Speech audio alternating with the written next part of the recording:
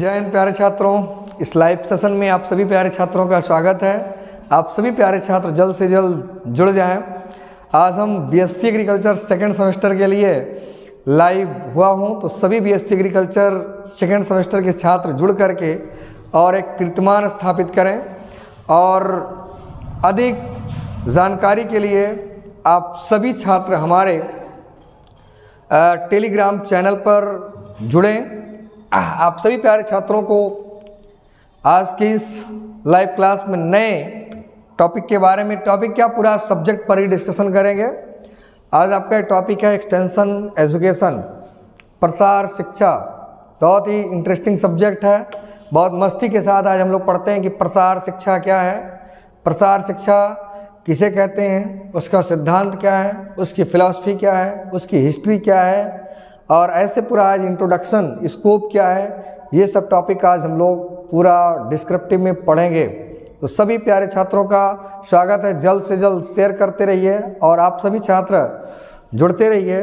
तो एक्सटेंशन, यहाँ पर देखिए बेटा, एक्सटेंशन दो शब्दों से मिलकर बना है, एक्स और प्लस टेंसिस। एक्स का अर्थ होता है आउट, मीन्स बाहर, और दूसरा है टेंसिस। टेंसिस का अर्थ होता है स्ट्रेचिंग, मीन्स फैलना, या फैलाव भी इसको कह सकते हैं। स्ट्रेचिंग मीन्स फैलाव, मतलब बाहर फैलना किसी चीज़ का, खास करके किसका, एजुकेशन है क्या, एक्सटेंशन एजुकेशन। शिक्षा को यदि हम किसी स्कूल कॉलेज के चार दीवारी के बाहर अगर अध्ययन करते हैं या उसको हम शिक्षा देते हैं तो हमारा क्या होता है, एक्सटेंशन एजुकेशन होता है। क्या होता है बेटा, एक्सटेंशन एजुकेशन होता है। मीन्स जैसे आप पढ़ाई कर लिए या आप बीएससी कर रहे हैं और आप अपने गांव में गए, गांव में जा कर के कोई किसान, मान लीजिए रबी सीजन चल रहा है, पूछ लिया कि गेहूं के लिए कौन सा सीड अच्छा रहेगा, इसकी बुआई कैसे करें, इसकी सिंचाई कैसे करें, इसमें खाद कैसे डालें, इसका कोई नया मेथड आप बताइए, कोई साइंटिफिक मेथड बताइए। तो जो आप कॉलेज से पढ़ करके जा करके अपने गांव में किसानों को जो चीज़ आप बता रहे हो, जो चीज़ आप सिखा रहे हो, जो उनको आप ज्ञान दे रहे हो, वही आपका क्या होता है, एक्सटेंशन एजुकेशन, मीन्स प्रसार शिक्षा। क्योंकि बेटा आप लोग जानते हो कि शिक्षा क्या होता है। शिक्षा क्या होता है, कहते हैं ना ज्ञानी व्यक्ति। शिक्षा क्या होता है, एजुकेशन। शिक्षा को इंग्लिश में क्या कहते हैं बेटा, एजुकेशन, मतलब ज्ञान कार्य करने की क्षमता, मीन्स आपका स्किल क्या है। उसके बाद में आपके अंदर समझ, अंडरस्टैंडिंग, समझ, और मनोवृत्ति, आपका एटीट्यूड क्या है, उनमें वांछित परिवर्तन ला करके मानव व्यवहार में परिवर्तन लाना ही शिक्षा कहलाता है। क्या कहलाता है बेटा, शिक्षा। इसीलिए कहते हैं शिक्षित व्यक्ति, जिसके अंदर क्या होगा, स्किल हो, अंडरस्टैंडिंग हो, एटीट्यूड हो, इन सब में मानव व्यवहार में परिवर्तन लाना ही क्या कहलाता है, शिक्षा कहलाता है, एजुकेशन होता है। एक्सटेंशन आपको पता चल गया कि किसी स्कूल कॉलेज के बाहर जा कर के और शिक्षा देना या शिक्षा ग्रहण करना, ये चीज़ आपका एक्सटेंशन एजुकेशन के अंतर्गत आएगा। इसमें प्रसार शिक्षा के अंतर्गत स्कूल कॉलेज से बाहर या उसके चार दीवारी के बाहर गांव तक होता है। और इसके अंतर्गत क्या होता है कि औपचारिक शिक्षा के तहत स्कूल के दीवार के अंदर शिक्षा नहीं दी जाती है। तो बेटा इसमें आपको बताते हैं कि शिक्षा दो प्रकार से आप शिक्षा देते हैं। एक होता है बेटा औपचारिक शिक्षा और एक होता है अनौपचारिक शिक्षा, मतलब फॉर्मल एजुकेशन और इनफॉर्मल एजुकेशन। दो प्रकार का होता है बेटा। अगर ये आपका फॉर्मल एजुकेशन मीन्स औपचारिक शिक्षा। औपचारिक शिक्षा और अनौपचारिक शिक्षा क्या होता है, इस दोनों में अंतर क्या है, ये क्वेश्चन अक्सर पूछा भी जाता है कि औपचारिक और अनौपचारिक शिक्षा में क्या अंतर है।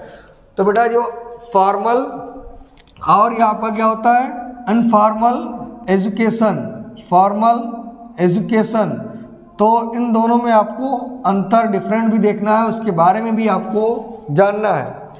औपचारिक शिक्षा जिसका कोई निश्चित पाठ्यक्रम हो, जिसका कोई क्लास निर्धारित हो, जिसमें पढ़ने का एक समय हो, जिसमें समान एज के छात्र लगभग पढ़ते हों और पढ़ने के बाद उसका एग्ज़ाम होता हो, उसका परिणाम निकलता हो, पास होने पर अगली क्लास में वो जाते हों।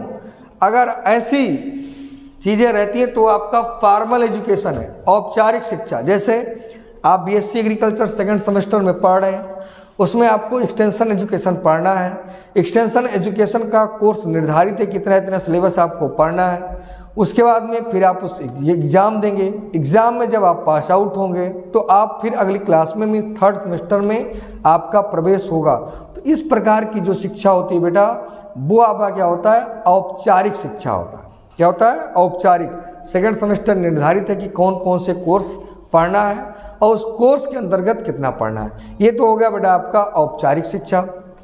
दूसरा होता है अनौपचारिक शिक्षा, मतलब वह शिक्षा जो आप किसी स्कूल कॉलेज से बाहर लोगों को देते हो या वहाँ आप ग्रहण करते हो। तो इस प्रकार का अनौपचारिक शिक्षा होता है। यहाँ पर कोई क्लासरूम नहीं होता है, यहाँ पर यह शिक्षा आवश्यकताओं पर आधारित होता है। अब पता चला कि उसको जिस चीज़ की आवश्यकता है, मान लीजिए रबी सीजन चल रहा है, गेहूं की बुआई कर रहा है, गेहूं की खेती के बारे में अगर वो वैज्ञानिक तौर पर जानकारी चाहता तो आप वो शिक्षा दे रहे हैं, तो वो आपका क्या हो जाएगा, वो आपका वहाँ पर उसकी आवश्यकता के आधार पर आप उसको शिक्षा दे रहे हैं, तो वहाँ पर अनौपचारिक शिक्षा। इसका कोई निश्चित पाठ्यक्रम नहीं, ये केवल जो आवश्यकता होगा उसी के अनुसार आप शिक्षा देंगे। इसमें पूर्ण सहभागिता का मतलब क्या हो जाएगा कि इसमें बच्चे और वृद्ध, पुरुष, महिला, ये सब जाकर के डिफरेंट एज के लोग वहाँ पर जाकर के शिक्षा ग्रहण करते हैं। इसका कोई एग्ज़ाम नहीं होता है, इसका कोई एग्ज़ाम नहीं है, इसमें कोई बाध्यता भी नहीं है कि नहीं आपको परीक्षा देंगे तभी पास होंगे, तभी आपको क्लास में आएंगे, तभी आपको पढ़ना है। इसमें कोई ऐसा बाध्यता नहीं है। तो ये सब आपका क्या हो जाएगा बेटा, अनौपचारिक शिक्षा के रूप में आता है, जिसको हम बोलते हैं इनफॉर्मल एजुकेशन। तो ये आपका दो प्रकार का, एक फॉर्मल एजुकेशन और एक इनफॉर्मल एजुकेशन, मीन्स औपचारिक शिक्षा और अनौपचारिक शिक्षा, दो प्रकार की शिक्षा होती है। इसको हम क्लासरूम एजुकेशन भी बोलते हैं और इसको हम एक्सटेंशन एजुकेशन बोलते हैं। क्या बोलते हैं बेटा, एक्सटेंशन एजुकेशन बोलते हैं। तो ये दोनों चीज़ अक्सर ये लिखने के लिए आता है। और जो एक्सटेंशन एजुकेशन में इसमें जो किसानों की, जनता का जो समस्या होता है उस पर अध्ययन किया जाता है। लेकिन जो आपका क्लासरूम का, जो आपका फॉर्मल एजुकेशन है, उसमें क्या किया जाता है कि जो आवश्यकताएं होती हैं, मतलब जो पाठ्यक्रम में है वो चीज़ यहाँ पर पढ़ा जाता है। तो इस प्रकार से आप कह सकते हैं कि फॉर्मल और इनफॉर्मल एजुकेशन क्या है। तो आपको बेटा क्लियर हो गया होगा कि एक्सटेंशन एजुकेशन कहते हैं और एजुकेशन दो प्रकार का होता है, एक आपका फॉर्मल और एक आपका इनफॉर्मल, दो प्रकार का एजुकेशन होता है। कभी कभी एक क्वेश्चन आ जाता है कि agriculture extension education, agriculture extension education means बेटा कृषि प्रसार शिक्षा। तो यहाँ पर आप जब किसानों के लिए या कृषि कार्य हेतु अपने स्कूल कॉलेज से बाहर किसी किसान के फार्म पर जा कर के वहाँ पर उसको किसानों को नवीनतम जो नई तकनीकी जानकारी आप देते हैं, तो वो आपका क्या हो जाएगा, एक्सटेंशन, एग्रीकल्चर एक्सटेंशन एजुकेशन, जो कृषि प्रसार शिक्षा के रूप में माना जाता है। थोड़ा सा बेटा हम लोग इसकी हिस्ट्री के बारे में जान लेते हैं कि एक्सटेंशन शब्द कहाँ से आया और कहाँ कहाँ इसका कब प्रयोग हुआ। इसके हिस्ट्री के बारे में भी आप लोग थोड़ा सा समझ लीजिए, मीन्स इतिहास इसका क्या है। तो बेटा आप लोग इतिहास में क्लास में पढ़ाए भी हैं कि एक्सटेंशन शब्द, जो आपका एक्सटेंशन शब्द है, ये शब्द सर्वप्रथम कहाँ से आया था, यूएसए से। कहाँ से बेटा आया था, यूएसए से, यूनाइटेड स्टेट ऑफ अमेरिका से यह शब्द प्रमुख तौर पर आया था। और सर्वप्रथम जो प्रसार संबंधित क्रियाएं होती वो यूएसए में ही हुआ था। प्रसार संबंधी जो भी क्रिया, वो सर्वप्रथम जो शुरुआत हुआ था वो यूएसए में हुआ था। सबसे पहला प्रसार कार्य जो प्रारंभ हुआ था बेटा, वो 1785 में यूएसए में ही स्टार्ट हुआ। सबसे पहला 1785 में यहाँ पर फ्लोरिडा राज्य में, यूएसए के फ्लोरिडा राज्य में सबसे सर्वप्रथम यहाँ पर यूएसए में इसका शुभारंभ हुआ था। आप लोग शेयर करते रहिए बेटा वीडियो को। अगला, फिर 1862 में, 1785 के बाद फिर इसका 1862 में यूएसए के जो उस समय के तत्कालीन राष्ट्रपति थे, तो उन्होंने इसको उन्होंने क्या किया था कि मॉरल ग्रांट एक्ट के तहत इसको क्या था, एक पास किया था, मतलब इसको एक मंजूरी दिया था। तो इस तरीके से मंजूरी में कार्य फिर हुआ था। तो ये मंजूरी बेटा जो मिला था, सॉरी ये 1862 में, हाँ ठीक है, ये 1862 में मिला था। अगला 1885 में जो एक प्रदर्शन का, एक्सटेंशन का जो सर्वप्रथम अवधारणा डॉक्टर सी मैन के द्वारा यहाँ पर अवधारणा सबसे पहले लाया गया था। और डॉक्टर सी मैन को हम फादर ऑफ डिमॉन्स्ट्रेशन भी कहते हैं, फादर ऑफ प्रदर्शन के नाम से भी जानते हैं, मतलब प्रदर्शन के पितामह आप कह सकते हैं, उसको आप जान सकते हैं। उसके बाद में जो अमेरिका का जो पैटर्न था, उस पैटर्न को भारत में सर्वप्रथम पंतनगर कृषि विश्वविद्यालय में इसको लाया गया था। सर्वप्रथम वहाँ पर इसको प्रयोग किया गया था। और फिर भारत में इसको 1956 में, कब बेटा, 1956 में, 1956 में इसको भागलपुर कृषि विश्वविद्यालय शाहबौर बिहार में सर्वप्रथम इसको विषय के रूप में पढ़ाया गया था। तो ये था आपका एक सामान्य, एक हिस्ट्री के रूप में, जो एक्सटेंशन के हिस्ट्री के रूप में आप जान सकते हैं। अगला, इसमें आपको मैंने बताया कि एक्सटेंशन एग्रीकल्चर, एक्सटेंशन एजुकेशन क्या है। अगले टॉपिक में जानेंगे कि प्रसार शिक्षा की विशेषताएं क्या हैं। इस टॉपिक के बारे में देखते हैं बेटा कि प्रसार शिक्षा की विशेषताएं क्या हैं। तो प्रसार शिक्षा की क्या क्या विशेषता, इसमें सबसे पहला आता है कि इसमें भागीदारी पूर्णतः स्वैच्छिक होती है। अभी मैंने बताया कि एक्सटेंशन एजुकेशन में ये कोई नहीं कंपलसरी, कोई निश्चित सिलेबस नहीं है। इसमें जो भागीदारी है, जो सभी को जुड़ना, ये स्वैच्छिक है। आपकी इच्छा हो तो आप जाइए, आपके काम का हो तो आप जानकारी प्राप्त करिए, नहीं तो आप छोड़ दीजिए, कोई ज़रूरी नहीं।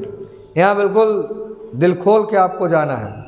यहाँ नहीं कि हाँ मन नहीं है पैथोलॉजी पढ़ने का, तभी ज़बरदस्ती पढ़ना है, क्योंकि आपके कोर्स में है। इसलिए आपका एक औपचारिक शिक्षा, ये क्या है, अनौपचारिक शिक्षा। नहीं मन है पैथोलॉजी पढ़ने का, नहीं पढ़ेंगे। एंटोमोलॉजी मन है, एंटोमोलॉजी पढ़ेंगे, जो मन है वो पढ़ेंगे। मतलब क्या है कि पूर्णतः स्वैच्छिक भागीदारी है। हम स्वच्छंद हैं, किसी टीचर और प्रोफेसर और किसी वैज्ञानिक का दबाव नहीं है। हम चाहेंगे तो पढ़ेंगे, नहीं तो नहीं पढ़ेंगे। तो ये हो गया। दूसरा बेटा होता है कि यह अनौपचारिक शिक्षा है, जिसे स्कूल कॉलेज से बाहर रखा गया है। मतलब कि इसको किसी स्कूल के चार दीवारी के क्लासरूम तक सीमित नहीं रखा गया है। इसको खेती बाड़ी और स्कूल कॉलेज से बाहर किसानों को खुले आसमान में, पेड़ के नीचे, कहीं पर जहाँ 10 किसान इकट्ठा हो जाए, वहीं पर हमको उनके जो भी समस्या है उस समस्या का समाधान कर देना है। इसमें निश्चित पाठ्यक्रम नहीं है कि बिल्कुल 11 कोर्स आपको सेकंड सेमेस्टर में पढ़ना है और एकों में 70 कम पा जाए तो फेल हो गए। ऐसा कोई बाउंडेशन नहीं है, ऐसा कोई निश्चित पाठ्यक्रम नहीं है। जो आपकी आवश्यकता है उसी आवश्यकता के अनुसार केवल आपको पढ़ना है, उसके अतिरिक्त आपको यहाँ पर पढ़ने की ज़रूरत नहीं है। इसमें स्थानीय तौर पर कार्यक्रम विकसित करने की छूट है। मतलब अगर उस क्षेत्र में मान लीजिए पशुपालन को बढ़ावा देना है, आप पशुपालन करना चाहते हैं, पशुपालन के लिए ज़्यादा स्कोप है, तो आप पशुपालन से रिलेटेड कार्यक्रम चला सकते हैं। आपको वहाँ पर सब्जी की खेती करना है तो सब्जी के खेती से रिलेटेड जो भी आपको समस्या है, उस समस्या का समाधान या वैज्ञानिक तौर पर उसको आप अच्छे तरीके से सीख सकते हैं। उसका भी एक अच्छा यहाँ पर व्यवस्था हो सकता है। अगला क्या होता है कि इसमें सारा अधिकार किसानों को प्राप्त होता है, मतलब किसान जो चाहे जैसा चाहे वो सीख सकता है, मतलब जो उसकी आवश्यकता हो, जो वो चाहता हो, और जिससे जो उसको आसानी से जिस तरीके से समझ में आ जाए उस तरीके से आपको पढ़ाने का, उसको पूछने का पूरा शैक्षिक अधिकार होता है। इसमें किसानों द्वारा समस्याओं का अध्ययन किया जाता है, मतलब किसान अपने क्षेत्र, अपने फील्ड, अपने फार्म पर समस्या को देखता है और जो समस्या होता है उस समस्या से रिलेटेड वो क्वेश्चन करता है और फिर उसका समाधान इसमें करने की व्यवस्था हो जाती है। अगला क्या होता है, इसमें जो विद्यार्थी होते हैं, जो शिक्षार्थी होते हैं, उसमें विषमांगता होती है। जैसे अब आप लोगों क्लास में लगभग एक एज के होंगे, कोई 1 साल बड़ा होगा, कोई 1 साल छोटा होगा, इस तरीके से होंगे। लेकिन इसमें क्या होता है बेटा, विषमांगता होता है। हो सकता है कि कोई 20 साल का किसान हो, या हो सकता है कोई 15 साल का हो, या हो सकता है कोई 30 साल का हो, कोई 50 साल का हो, महिला होगी, पुरुष होंगे, बच्चे होंगे, मतलब इसमें पूर्णतया क्या होती है, विषमांगता होती है, समांगता इसमें नहीं होता है। और या पूरा इसमें अधिक तौर पर कह सकते हैं कि प्रायोगिक कार्यक्रम होते हैं जो करके वहाँ पर दिखाए जाते हैं। इस प्रकार से कार्यक्रम ये इसमें देखा जाता है। और इसमें जो भी स्थानीय नेताओं का इसमें काफ़ी भागीदारी लेने की आवश्यकता होती है, क्योंकि जिसका लोग कहना मानते हों और जिसके वजह से 4 या किसान इकट्ठा हो सकते हैं, इस प्रकार से लोगों की यहाँ पर आवश्यकता होती है। तो ये आपका बेटा टोटल क्या हो जाएगा, एक्सटेंशन एजुकेशन का कृषि प्रसार शिक्षा की विशेषता। एक क्वेश्चन इसमें पूछा जा सकता है कि कृषि प्रसार शिक्षा का यहाँ पर विकास क्या होगा। अगला आपको मेन टॉपिक बताने जा रहे हैं जो आपका scope of extension education, scope of extension education, प्रसार शिक्षा वाले पर। देखिए अगला टॉपिक, इसमें आपको स्कोप ऑफ एक्सटेंशन एजुकेशन, ये भी बहुत महत्वपूर्ण क्वेश्चन बन सकता है, आपके एग्जाम में पूछ सकता है कि प्रसार शिक्षा किसे कहते हैं, प्रसार शिक्षा का विषय क्षेत्र क्या है, मतलब define extension education and it's scope of extension education, ऐसा क्वेश्चन बेटा पूछ सकता है। तो इसका स्कोप क्या है, अब इतना अगर आप टॉपिक पढ़ लिए तो आपको स्कोप भी लगभग क्लियर हो गया। तो इसमें होता क्या है कि इफिशियंसी इन एग्रीकल्चर प्रोडक्शन, मतलब जो हमारा कृषि उपज है उसमें बढ़ोतरी मिलती है। बढ़ोतरी कैसे मिलेगी भाई, जब हमको नवीनतम टेक्निकल जानकारी सुचारू रूप से मिल जाएगा, हमको उसका एक अच्छा ज्ञान हो जाएगा, तो स्वाभाविक है कि उत्पादन अच्छा बढ़ेगा और आसानी से उसका एक बढ़िया उत्पादन बढ़ सकता है। दूसरा होता है कि management on the farm and the, यहाँ पर जो फार्म का अच्छे तरीके से आप मैनेजमेंट कर सकते हैं, उसका अच्छे तरीके से प्रबंध कर सकते हैं। और क्योंकि आप इम्प्लीमेंट्स का, फर्टिलाइजर्स का या सीड्स का आपको एक अच्छी जानकारी होगी तो आप अच्छे तरीके से उसका एक मैनेजमेंट कर सकते हैं। उसके बाद में फैमिली लिविंग, जब आप सभी कार्य को एक मैनेजमेंट तरीके से करेंगे तो आपका फैमिली लिविंग मीन्स जो पारिवारिक जो आप कह सकते हैं कि स्टैंडर्ड है, वो लेवल है वो बढ़ेगा। जैसे आप लोग आज के 20 साल पहले किसान की स्थिति देखिए, फोटो तस्वीरों में दिखता था कि फटा हुआ कुर्ता, फटी हुई धोती, टूटा हुआ चप्पल, ऐसा दृश्य दिखाई देता था। लेकिन आज वो किसान नहीं है, आज किसान स्टैंडर्ड है। उनका आज उनके भी बच्चे अच्छे स्कूल में पढ़ते हैं, वो भी अच्छा खाना खाते हैं, उनका भी अच्छा पहनावा है, उनका भी एक अच्छा समाज में एक अच्छा स्टैंडर्ड है। मतलब कहने का अर्थ क्या है कि वो पहले पूरा दिन पता लगता, भाई वो मजबूरी थी क्योंकि उनके पास इम्प्लीमेंट नहीं थे, वो बैल से जुताई करते थे या फिर वो कुदाल फावड़े से गुड़ाई करते थे, वो बहुत टाइम लगता था, पूरा पूरा दिन वो खेतों में बिजी रहते थे। लेकिन आज के आधुनिकतम जो हमारे काफ़ी आधुनिकतम जितने भी यंत्र हैं, उन यंत्रों के द्वारा खेती जो 10 घंटे का काम है वो अब 1 घंटे में काम हो रहा है। तो इस तरीके से अब फैमिली लिविंग भी जो स्टैंडर्ड है वो अच्छे तरीके से हो सकता है, क्योंकि उनको हर चीज़ का ज्ञान है कि मुझे कौन सा काम किस ढंग से करना। अगला होता है कि वहाँ पर लीडरशिप डेवलपमेंट, जब एक आप कार्य अपने मन से करते हैं और लोगों के द्वारा ढंग से कराते हैं तो आप में क्या होती है, एक नेतृत्व की भावना होती है। और जब आपके अंदर नेतृत्व की भावना होगी तो आप कार्य को अच्छे तरीके से करा सकेंगे। नेतृत्व का मतलब कि जो अपने साथ 10 लोगों को लेकर चल सके, आपका कहना 10 लोग मान सकें, उसी को तो हम लीडर कहते हैं, नेता कहते हैं। तो इस प्रकार से आप में क्या होगा, नेतृत्व करने की भावना जागृत होगी कि कैसे हम और लोगों से अपना काम ढंग से करा सकें। ये भी इसमें आता है कि लीडरशिप, इसका डेवलपमेंट कैसे होगा। उसके बाद में यूथ डेवलपमेंट, मतलब युवाओं का भी कैसे अच्छे तरीके से विकास हो के यूथ डेवलपमेंट में। भाई जब तक कहते हैं कि जिस ओर जवानी चलता उस ओर जमाना चलता है, तो जब तक इसमें नए लोग या यूथ जब तक इसमें सक्रिय नहीं होंगे तब तक खेती किसानी आगे नहीं जा सकता है। और यूथ क्या करेगा, वो हमेशा नए इम्प्लीमेंट्स का और नए टेक्नोलॉजी का अच्छे तरीके से प्रयोग करेगा और जिससे से ज़्यादा वो उत्पादन लेने की कोशिश करेगा और आधुनिकतम और तकनीकी जानकारी लेना चाहेगा। अगला होता है कि यहाँ पर कम्युनिटी डेवलपमेंट, मतलब एक समुदाय की भावना भी जागृत होती है। मतलब हम एक साथ मिल कर खेती करने की, क्योंकि जब एक साथ मिल करके कोई चीज़ योजना सीखेंगे, उसकी योजना बनाएंगे और उसका एक रूपरेखा तैयार करेंगे और उस रूपरेखा को तैयार करके और खेती को आप अच्छे ढंग से यहाँ पर तैयार करेंगे। तो इस प्रकार से आपका एक भाग यहाँ पर आप कह सकते हैं कि कम्युनिटी डेवलपमेंट होता है, समुदाय की भावना का एक विकास होता है।